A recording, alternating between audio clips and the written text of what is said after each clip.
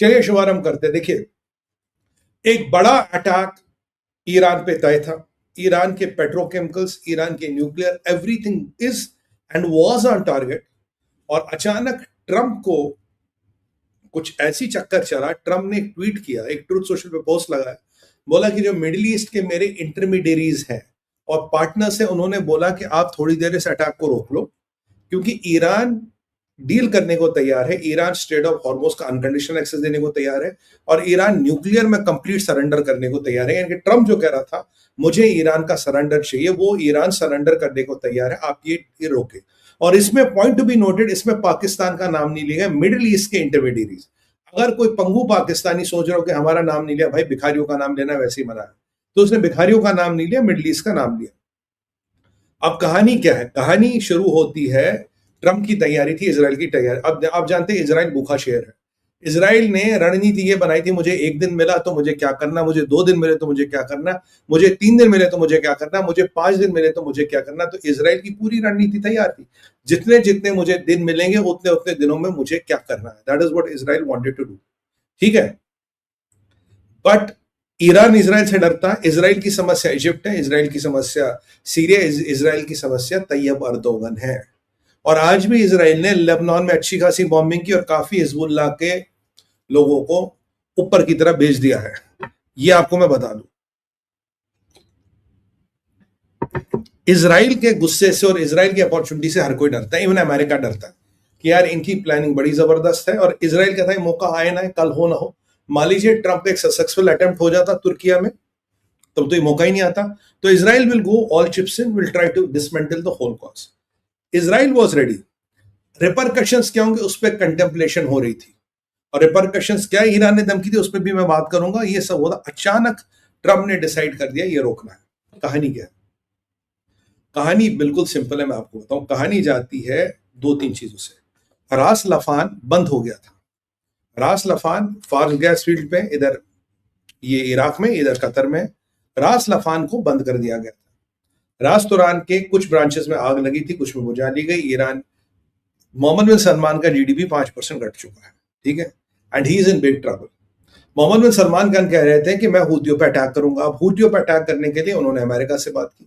America ने कहा साहब हम तो करने को तैयार है, पर आज जरा आप ये इब्राहिमिक अकॉर्ड पे साइन कर लो। इसराइल ने बोला कि हम भी आपको इंटेल विंटेल देंगे, अब आप अटैक करो तो आपके साथ भी आ जाएंगे अटैक करने, हम आपके साथ आ जाएंगे लास्ट टाइम अटैक करने, तो बट आपको इब्राहिमिक अकॉर्ड साइन करना पड़ेगा। मोहम्मद बिन सलमान ने देखा पाकिस्तान का, पाकिस्तान तो गायब हो गया, गधे के सिर से सीन, Pakistan nowhere to be seen. अब यार मामला करे तो करे क्या, यहां हूती एक्टिवेट है आपके, और यहां इराक में शिया मलेशिया एक्टिवेट है। और शिया मलेशिया को एक्टिवेट करने के लिए तैयब अर्दोगन ने एक चाल चली। तैयब अर्दोगन ने जो डील बोली थी इराक के प्रधानमंत्री को, अल ज़ायदी को, भाई तू कर ले नहीं तो मैं तेरे जहादियों के साथ कर लूंगा। अल ज़ायदी ने डील कर ली 7.5 लाख बैरल की और हथियार की। अब ये डील सक्रिय हो चुकी, ये डील गेम में आ चुकी है।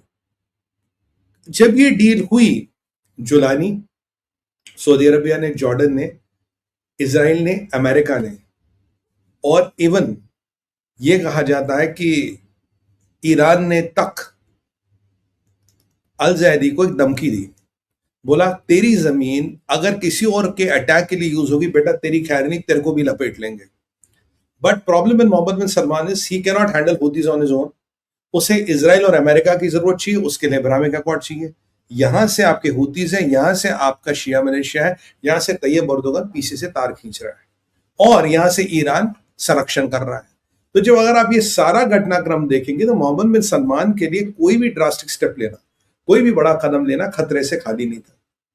ये रियलाइज के boss, it is not a cup of tea what I want to draw. और जो अराची ने फोन किया था और जो ईरान ने जो धमकी दी थी, अराची ने फोन करके बोला जितना तेरा इंफ्रास्ट्रक्चर है, all your infrastructure, oil infrastructure will be targeted. हम किसी को टारगेट करें ना करें, अगर ईरान का तेल बेचने का इंफ्रास्ट्रक्चर गया तो मोहम्मद बिन सलमान साहब आपका भी पूरा इंफ्रास्ट्रक्चर हम टारगेट करके खत्म करेंगे।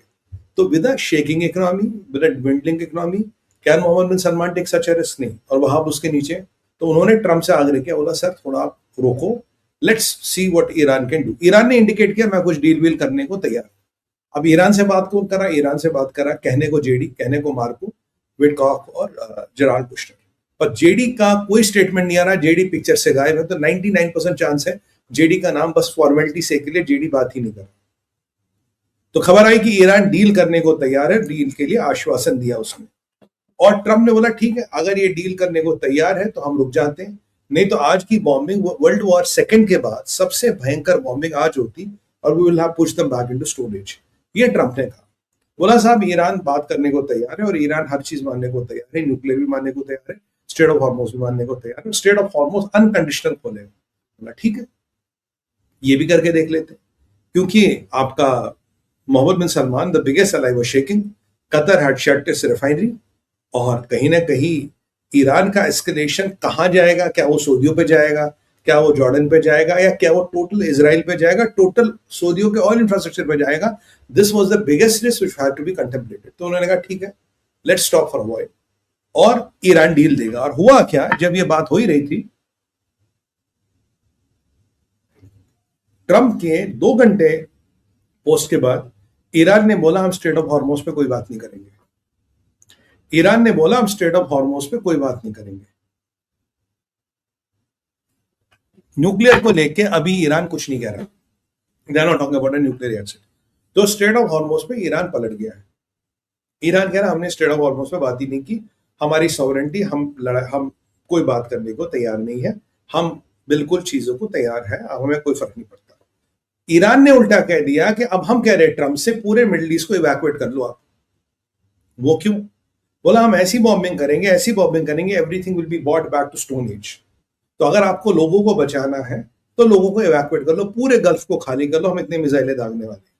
अब इनके पास कुछ मिसाइलें तो हैं, अब कितनी दागेंगे नहीं दागेंगे that's a different issue, but हम पूरी मिसाइलें दागने वाले हैं, आप पूरे गल्फ को खाली कर लो। ये कहा है आपके ईरान ने। अब ये समस्या और हो गई यार, ये तो मतलब बड़ी दिक्कत समस्या है। ईरान पूरे मिडिल ईस्ट को इवैक्यूएट कर लो, और हम जो अटैक करेंगे वो क्रिटिकल इंफ्रास्ट्रक्चर पे करेंगे, आपके पार्टनर्स के, आपके अलाइज पे। तो यहां सऊदी की भी थोड़ी ठक हो गई यार, अल्टीमेटली होगा क्या? जब ये सारा प्रकरण चल रहा था, अमेरिका ने इजराइल से बात की कि व्हाट शुड वी डू। यहां तैयब अर्दोगन एक्टिवेट हो गया, तैयब अर्दोगन अयोन को फंसा रहा है, और 4 तारीख को मीटिंग भी है। तो अगर कुछ ऑक्सीमोरॉनिक सिचुएशन हो जाती, अगर जोसेफ ने तुर्किया को कह दिया ठीक है आप सेना अपनी डिप्लॉय कर दो साउदर्न लेबनान में, इनके नॉर्दर्न इजराइल के बॉर्डर पे, the things would have gone really crazy. तो इजराइल ने बोला हुआ चलो थोड़ी देर रुकते हैं, लेट्स वेट एंड वॉच क्या होगा। आप जानते हैं कि नए KC-135 10 tankers have reached Ben Gurion airport, और जो पीछे एक टैंकर क्षतिग्रस्त हो गया था वो भी रिपेयर होके आ गया।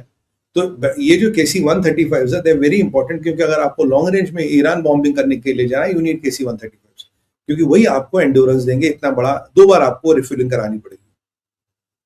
तो 10 और KC-135 को लाए, और अब की बार लगभग सारी व्यवस्था एयरक्राफ्ट कैरियर से या इजराइल से चल रही है। तो ट्रम्प ने बोला ठीक है मैं थोड़ी देर रुक जाता हूँ। पर ट्रम्प के रुकते ही ईरान ने बोला सर स्टेट ऑफ हॉर्मोज पे कोई बात नहीं होगी, न्यूक्लियर को लेके ईरान अभी छुपे, न्यूक्लियर को लेके वो बात नहीं कर रहे। तो आप मान के चलिए ये जो डील है, जो ट्रम्प रुका था, ये फिर रुक गई, क्योंकि बेसिकली ट्रम्प नहीं रुका, मोहम्मद बिन सलमान के पैर काम के। उसने कहा I can not do it, I can not handle too many things at one point, give me some time. फिर उन्होंने कहा ठीक है, मेरे जो मिडिल ईस्टर्न इंटरमीडिएरीज है उनके कहने के लिए मैं ये डील फिलहाल बॉम्बिंग रोक रहा हूं। पर Americans are all locked and loaded, Israelis are all locked and loaded, and Iran is preparing for a big hit. कारण क्या है? ईरान से जो खबर आ रही, ईरान कह रहा है कि अब 1 साल से 2 साल तक की स्टॉकिंग कर रहे हैं, 1 साल से 2 साल की स्टॉकिंग कर रहे हैं एसेंशियल कमोडिटीज की। अब पता नहीं कहां से कर रहे हैं ब्लॉकेड में। अब चीनियों ने कबूतरों के पंखों पे लद के सामान भेजा, वो नहीं पता, कह रहे हैं हम स्टॉकिंग कर रहे हैं, और we are hoping this will be a long war. ये लंबी लड़ाई चलेगी और हम भी पूरी जान लगा लेंगे। और अमेरिकन का तो खैर आप जानते हैं चीजें व्यवस्थाएं तैयार है, और यहां अमेरिका ये नहीं चाहता कि किसी भी तरह से तेल की कीमतें बढ़े, so that I may gate hit in the mid term. ये ट्रम्प का पहला क्राइटेरिया है।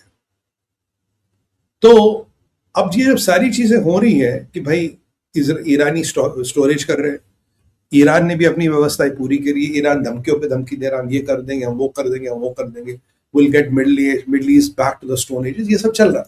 This all is happening. इतने में एक और चीज इंपॉर्टेंट होती है। अब चलते हैं हमारे दूसरे अध्याय पे, इवैक्यूएशन ऑफ इजराइल। इसराइल की एम्बेसी एक व्हाट यू कॉल एडवाइजरी जारी करती है और अमेरिकन को बोलती है it will be good if you leave the region. This region includes Israel also. अब इसराइल क्यों, देखिए जो अटैक होता है, अटैक आपका कई सारी जगहों पे हो सकता है मैं 150-200 मिसाइल टोटल इसराइल पर फोकस करूं. उस अटैक में इसराइल का नुकसान होगा, उस अटैक में इसराइल का नुकसान होगा और उसमें कुछ कैजुअलिटीज भी जरूर होंगी. तो अब इन्होंने कहा भाई तुम यहां से निकल जाओ. उसके अलावा कुर्द फोर्स है, उसके अलावा इनके मैक्सिकन ड्रग कार्टेल से संबंध है, दुनिया भर के जहादी और मलेशिया से संबंध है. तो lone wolf attacks, mall attacks, car bombs, ये जितने भी लो इंटेंसिटी अटैक्स होते हैं, मुंबई टाइप अटैक, ये सारे अटैक्स करने की संभावना जिसमें मैक्सिमम अमेरिकन को टारगेट किया जाएगा. अब जैसे American installation will be targeted, for example no ना एम्बेसी, एम्बेसी में तो बहुत सुरक्षा होती है. मान लीजिए एक अमेजोन का डाटा सेंटर है, उसको टारगेट कर दिया. एक ऑरेकल का ऑफिस है या स्टोरेज है, उसको टारगेट कर दिया. तो मतलब American assets will be targeted, और अगर उसमें अमेरिकन मिल जाए और अगर उसमें होस्टेज मिल जाए तो बहुत अच्छा. याद कीजिए कि ईरान के जनरल ने कहा था, बोला यार तुम ऐसे क्या लड़ते हो. बोला क्या करे सर. बोला आप जाओ एक अमेरिकन बेस पे जाओ, 100 अमेरिकन को पकड़ के लाओ, तहरीर स्क्वायर पे हम बंदूक रख के बात करेंगे अमेरिका से और टीवी पे दिखाएंगे अमेरिकन से उनके हम बंदूक. Let's talk to America like that. तो यहाँ प्रॉब्लम ये है कि होस्टेज वाला सिचुएशन भी हो सकता है, somebody might come and take hostages. तो वहां आपकी जो परिस्थिति है और दयनीय और नाजुक हो जाती है. इसीलिए बेहतर ये कि मैक्सिमम अमेरिकन इवैक्यूएट करें या ऑलमोस्ट सारे इवैक्यूएट करें. यानी कि अमेरिका भी एस्केलेशन पूरे मिडिल ईस्ट में देख रहा है, इजराइल भी इवैक्यूएशन पूरे मिडिल ईस्ट में देख रहा है. और obviously they don't want Americans to die on Israeli soil, but some Israelis unfortunately will face the ultimate truth, but I hope the number is minimalistic, क्योंकि ये अब आखिरी लड़ाई लड़ रहे हैं.